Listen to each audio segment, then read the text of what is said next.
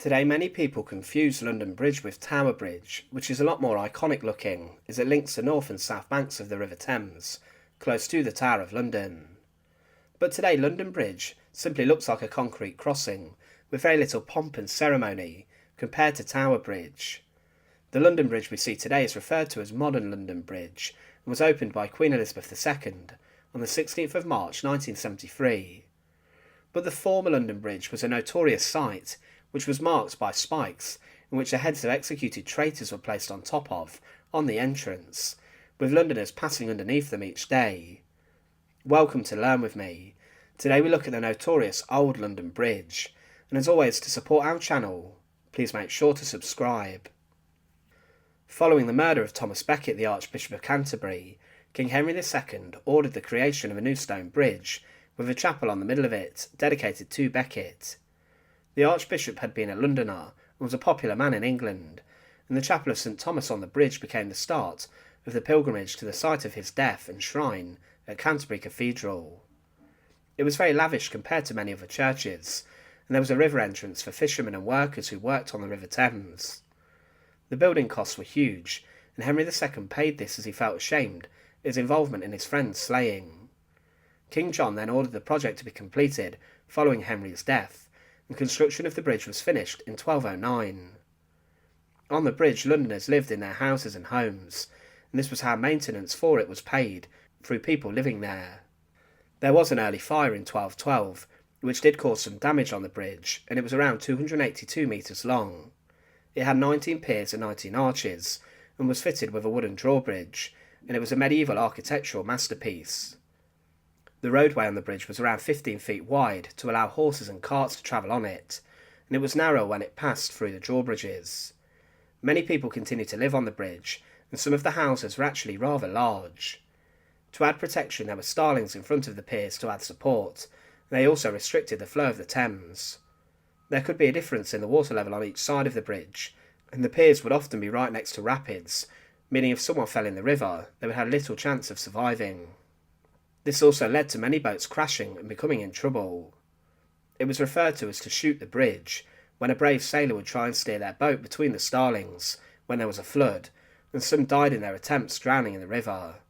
It was said that wise men pass over the bridge, but fools pass under. But by the 1300s, there were around 140 houses on the bridge, and over the next 200 years many of them would be merged, and there were then just over 90. They were meant to have 2 stories to begin with, but they then got bigger, and some had 5 or 6 stories. Many of the houses were rebuilt during the Tudor period, and many had shops on the ground floor, with a hall and chambers on the first floor, and with kitchens on the second. Many were linked to opposite houses through paths above the roadway, and all of the houses had shops beneath them.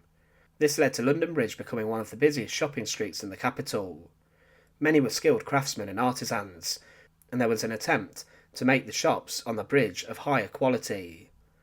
But as time went on, London Bridge became a very infamous place, where many traitors' heads were placed above the bridge in the Gatehouse. There was a long tradition which began in around 1305, with the heads of executed traitors being impaled on pikes, and then displayed above London Bridge. The stone gate was rebuilt in the 1470s, but the first notable head placed above the bridge was of William Wallace. Heads would be dipped in tar to preserve them for longer, and there was even a man appointed as the keeper of the heads, whose job it was to upkeep the heads on London Bridge. Many famous people ended up with their heads high up in the sky above the crossing. For example, Jack Cade, a rebel, was placed there in 1450, but during Henry VIII's reign, there were so many people being executed for treason that the heads were being changed more often on the pikes. In 1535, Sir Thomas More and John Fisher's head were placed above the bridge, and Thomas Cromwell's 5 years later would be placed there. One man who visited the city of London in Elizabeth I's reign spotted more than 30 heads on the bridge. He wrote, "On the south is a bridge of stone 800 feet in length, of wonderful work. It is supported upon 20 piers of square stone, 60 feet high and 30 broad, joined by arches of about 20 feet diameter. The whole is covered on each side with houses, so disposed as to have the appearance of a continued street, not at all of a bridge. Upon this is built a tower, on whose top of heads of such have been executed for high treason, are placed on iron spikes. We counted above 30. The final head was placed above the bridge on 1661, before the heads were then moved to Temple Bar. But also on the bridge were many other facilities, including toilets, which flowed straight into the River Thames. During one accident in 1481, one set of toilets fell into the river, and the 5 men using them at the time were all drowned. But in 1633 a fire destroyed the houses on the north part of the bridge, and over the next few years the gap was filled with new houses. But there was still a gap between the houses, meaning that during the Great Fire of London there was a fire break, meaning the whole of London Bridge did not become engulfed in the fire. But the Great Fire did destroy the water wheels on the bridge, making it more difficult to fight the fire.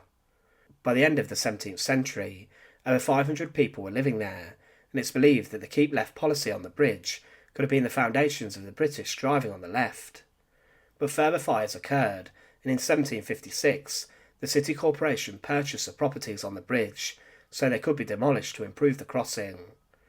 Demolitions of the houses were completed in 1761, and the last tenant left after over 5 centuries of people living above the river. It would be in the 19th century when the new bridge was built. But Old London Bridge was a notorious place where heads were placed above the crossing to strike fear into the hearts of Londoners and to tell them to fall into line. Kings and queens would know the propaganda value in this, as they would force the people not to rise up. But despite seeing the figures of heads above the bridge during the medieval and Tudor period would become a prominent shopping place and a place where many people would travel each day. Thanks for watching. To support our channel, please make sure to subscribe. And once again, thank you so much for watching.